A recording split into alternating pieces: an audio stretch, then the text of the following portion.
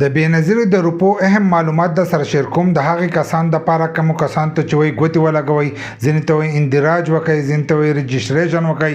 په دې کې ځینې نوي کسان دي نو دا ویډیو چې دی د ټول دپاره ده. ځینې کسان دي خپلې روپۍ راخلي د ډېر وخت نه، نو دا معلومات چې دي دا د هغو لپاره هم دي چې دا ویډیو هغو پوره وګوري، ځکه که تاسو پوره ونه کتله نو صحیح معلومات چې دي دا به تاسو ته در ونه رسي او په راتلونکي وخت کې چې دی دغه روپۍ چې دي دا به تاسو ته نه میلاویږي. نو د هغو څه نوي اپډیټ دی هغه زه ستاسو سره شیر کوم. د هغې لپاره چې دی ویډیو به پوره ګورئ، یو لایک شیر کمنټ چې دی ویډیو له به لازم ورکوئ.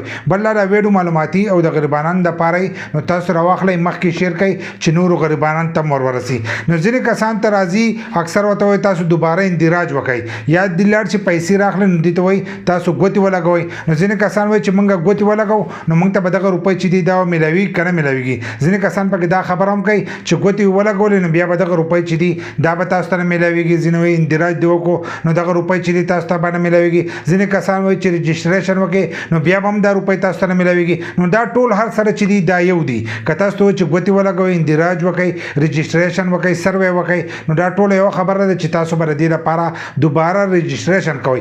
کم کسان چې روپۍ راخلي نو هغه کسان چې دی هغه به اوس دوباره رجسټریشن کوي. که تاسو دغه رجسټریشن ونه کړو نو په راتلونکي وخت کې چې دی دغه روپۍ به تاسو ته نه میلاویږي. نو اوس هغو اخرنی تاریخ ورکړی، ځکه نوی قسط چې دی هغه شروع کېږي نو د هغې د وجې نه هغو اوس تاریخ ورکړی دی چې د هغې تاریخه پورې تاسو رجسټریشن ونه کړو نو تاسو ته به دا روپۍ چې دي دا به نه میلاویږي. ځکه زیاتر کسانو ته چې دی میسیج راغلی چې تاسو دوباره اندراج وکړئ او هغه د دې د وجې نه نه ځي، هغه چې موږ اندراج وکړو نو موږ ته به دا روپۍ چې دي دا به نه میلاویږي. نو که تاسو اندراج ونه کړو نو هم به دا روپۍ تاسو ته نه میلاویږي، او که تاسو اندراج وکړو د هغې نه وروسته بیا هغه ګوري چې دا روپۍ به تاسو ته میلاویږي که نه میلاویږي. ځکه چې اوس هغه دوباره چې دی د دغې کسانو سروې کوي او هغه ګوري چې د کومو کسانو د غربت سکور کمی نو هغه کسان ته چې دی دا روپۍ به میلاویږي، خو کم کسانو چې مالي حیثیت برابر شي نو هغه کسان ته چې دی دا روپۍ به نه میلاویږي. نو تاسو به ځئ او دوباره به دغه اندراج چې دی دا به تاسو کوئ. که تاسو اندراج ونه کړو نو دا روپۍ چې دی دا به تاسو ته نه میلاویږي. نو د هغې اخرنی تاریخ چې دی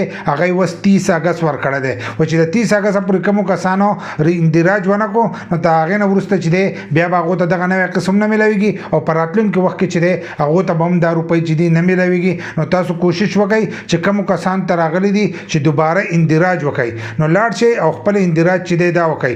کم کسان چې تاسو ته وایي چې ګوتې ولګوئ نو ګوتې هم دغه ته ویلی کېږي، د هغې لپاره به تاسو اندراج کوئ. نو لاړ شئ چې تاسو په تحصیل کوئ د بینظیر دفتري، هلته لاړ شئ او خپل اندراج چې دی دا وکړئ، که نه بیا به راتلونکی قسط چې دی په دغه کې به تاسو ته روپۍ نه میلاویږي. بل لا که تاسو برابر وئ د دې لپاره نو دغه قسط درته میلاویږي، خو که تاسو اندراج وکړو او ستاسو مالي حیثیت برابر و نو بیا به دا روپۍ چې دي دا به تاسو ته نه میلاویږي، او په 2 کالو کې چې دی یو پیره دغه رجسټریشن کېږي، که نه بیا به 2 کاله صبر کوئ او 2 کاله پس چې دی ستاسو به دغه رجسټریشن کېږي.